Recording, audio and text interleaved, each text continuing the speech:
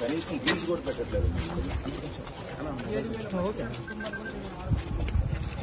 గత 5 సంవత్సరాలుగా ఈ ప్రాజెక్టు మెయింటెనెన్స్ చేస్తున్నా ఈ రోజు ఈ ప్రమాదం వచ్చేదే కాదు. జగనన్న గారు గత 5 సంవత్సరాలుగా ముఖ్యమంత్రిగా ఉన్నారు. జగనన్న గారు రాజశేఖర రెడ్డి గారి ఆశయాలను నిలబెడుతున్నాను అంటున్నారు.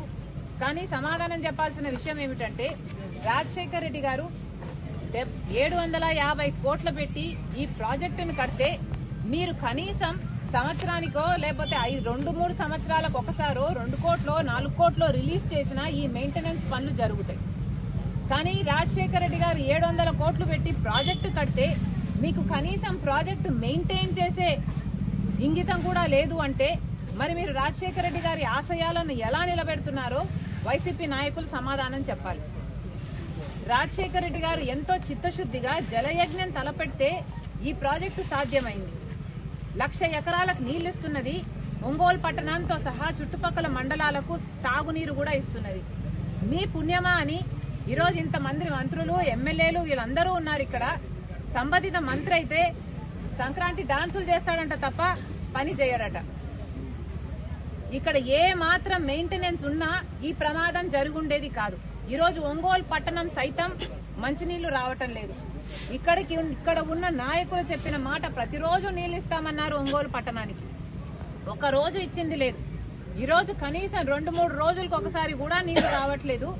తాగడానికి నేను చెప్తున్నది తాగే నీళ్లు మంచి నీళ్ల కోసం కూడా ఇక్కట్లు పడుతున్నారు. మరి ఈ పాపం అంతా వైసీపీది కాదా, ముఖ్యమంత్రి గారిది కాదా? వైసీపీ సమాధానం చెప్పాలి. రాజశేఖర రెడ్డి గారి ఆశయాలను కోసం మేము నిలబడ్డాము. రాజశేఖర రెడ్డి గారి సంక్షేమ పాలన మేము అందిస్తున్నామని చెప్పుకుంటున్నాం. మీరు కనీసం రాజశేఖర రెడ్డి గారు కట్టిన ప్రాజెక్టును మెయింటెనెన్స్ కూడా మీరు చేయకపోతే మీరు ఎలా వారసులు అవుతారు? మీరు ఎలా రాజశేఖర రెడ్డి గారి ఆశయాలు నిలబెడతారో మాకైతే అర్థం కావటం లేదు.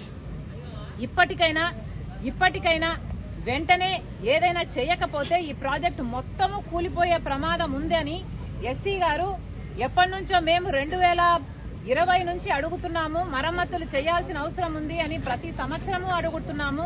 కానీ ప్రభుత్వం పట్టించుకోవట్లేదు అంటున్నారు.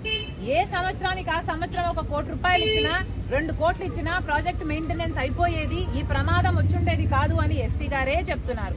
ఎస్సీ గారు చెప్తున్న ఇంకొక విషయం ఏమిటంటే 10 కోట్లు ఇచ్చినా కూడా ఈ రోజు చేయాల్సిన మరమ్మతులు అయితేనేమి రీప్లేస్మెంట్లు అయితేనేమి చేసుకుంటే ప్రాజెక్టు నిలబడుతుంది. లేకపోతే ఈ ప్రాజెక్టు నిలబడే అవకాశమే లేదు, మొత్తం నాశనం అయిపోతుంది, అసలు ప్రాజెక్టు కట్టి కూడా వృధా అయిపోతుంది అని చెప్తున్నారు. కనీసం ఇప్పుడైనా కళ్ళు తెరవండి.